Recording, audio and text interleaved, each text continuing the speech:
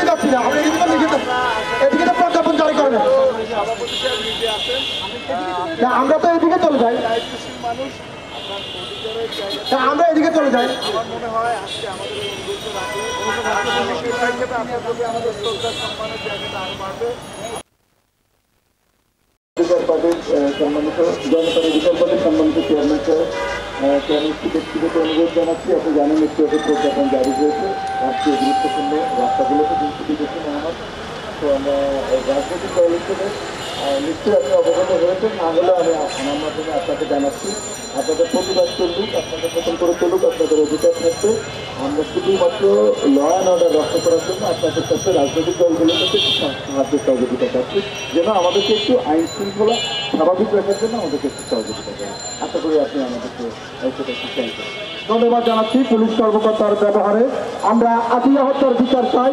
আমার বোন মূল্য কেন আপনারা শুনেছেন গত আধা ঘন্টা আগে আমার বোন ধর্ষণকারী হয়েছে, ধর্ষণ করার পরে আমার বোন জীবন মৃত্যুর সন্নিকটে নিঃশ্বাস ত্যাগ করা হয়েছে। আমরা অনীতিবিলম্বে সেই ধর্ষণকারীদের বিচার চাই, আমরা বিচার চাই। এই বিচারের দাবিতে জনতার অধিকার পার্টি আজকে রাজপথে নেমেছে। আমরা বিচার না হওয়া পর্যন্ত 24 ঘন্টার ভিতরে ওদেরকে বিচারের আওতায় এনে এবং ওদের নামে সাজা, এদের নামে যা যা আইনি প্রক্রিয়া আছে তা 24 ঘন্টার ভিতরে সম্পূর্ণ করতে হবে। যেহেতু 24 ঘন্টার ভিতরে তারা 12 ঘন্টার ভিতরে আমার বোনকে দর্শন করেছে, তাহলে আমরা 24 ঘন্টার ভিতরে এই দর্শনকারীর সাজা বিচার চাই।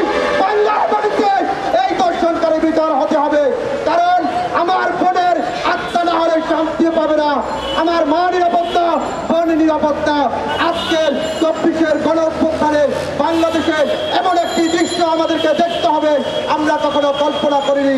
কাজে আপনার বলবো প্রিয় সাংবাদিক বন্ধুগণ, আপনাদেরকেও সোচ্চার হতে হবে, সত্যকে উদ্ঘাটন করতে হবে।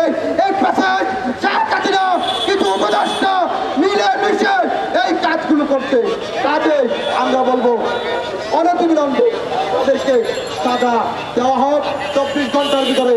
আইন উপদেষ্টা ডক্টর আসিফ নজরুল, আপনাকে বলছি আপনি এর বিরুদ্ধে 24 ঘন্টায় কঠিন স্টেটমেন্ট নেবেন, দেশের ভিতরে একটি দৃষ্টান্ত স্থাপন করবেন, যে দৃষ্টান্ত গত 17 বছরের প্যাসেজ করে শেখ হাসিনা করতে পারেনি। আমরা ওদিকে আমরা মুখ করি, আমরা এইদিকে চলে যাই, আমরা ওইদিকে যাচ্ছি না, আমরা এইদিকে চলে যাই, আমরা এইদিকে মুখ করি, আমরা রাস্তায় এদিকে মুখ করি, আমরা এইদিকে পল্টনের দিকে চলে যাই, আমরা তো ওইদিকে যাচ্ছি না, আমরা এদিকে তো প্রজ্ঞাপন জারি করে না, আমরা তো এইদিকে চলে যাই, আমরা এদিকে চলে যাই। আমার মনে হয় আজকে আমাদের এই আমাদের শ্রদ্ধা সম্মানের জায়গাটা আরো বাড়বে। ঠিক আছে, ধন্যবাদ, সকলকে ধন্যবাদ। আসসালামু আলাইকুম।